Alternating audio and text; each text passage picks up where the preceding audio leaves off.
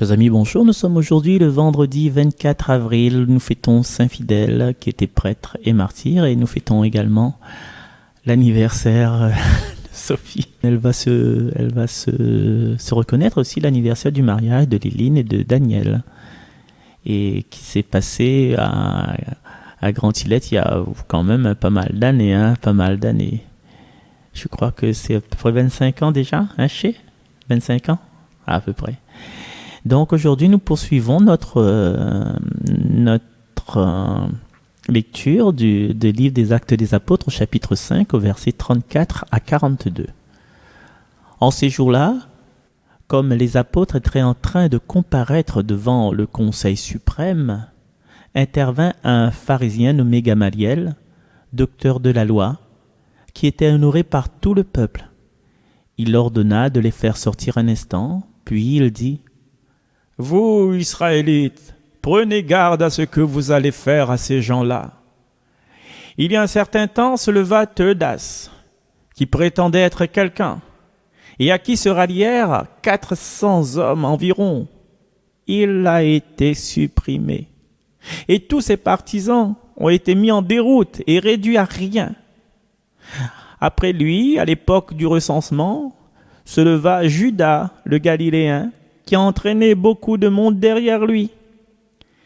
Il a péri lui aussi, et tous ses partisans ont été dispersés. Eh bien, dans la circonstance présente, je vous le dis, ne vous occupez plus de ces gens-là, laissez-les. En effet, si leur résolution ou leur entreprise vient des hommes, elle tombera. Mais si elle vient de Dieu, vous ne pourrez pas les faire tomber. Ne risquez donc pas de vous trouver en guerre contre Dieu. » Les membres du conseil se laissèrent convaincre. Ils rappelèrent alors les apôtres, et après les avoir fait fouetter, ils leur interdirent de parler au nom de Jésus, puis ils les relâchèrent. Quant à eux, quittant le Conseil suprême, ils repartaient tout joyeux d'avoir été jugés dignes de subir des humiliations pour le nom de Jésus, tous les jours au temple et dans leur maison, sans cesse. Ils enseignaient et annonçaient la bonne nouvelle. Le Christ, c'est Jésus. Parole du Seigneur.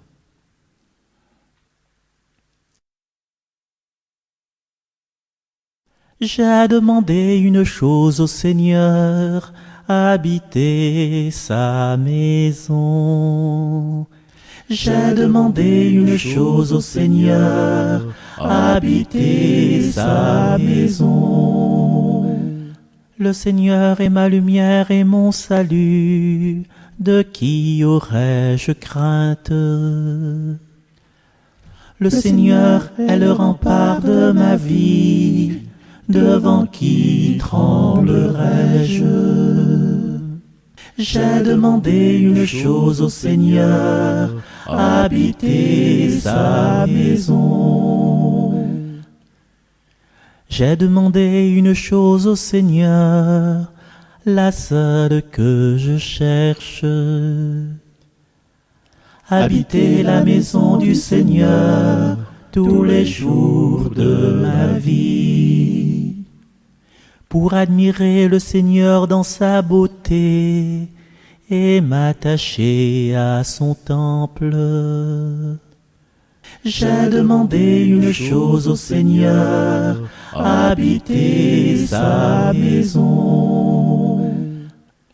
J'en suis sûr, je verrai les bontés du Seigneur sur la terre des vivants. Espère le Seigneur, sois fort et prends courage.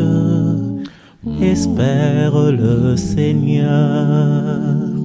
J'ai demandé une chose au Seigneur, habiter sa maison. Gloire au Père et au Fils et au Saint-Esprit, pour les siècles des siècles. Amen.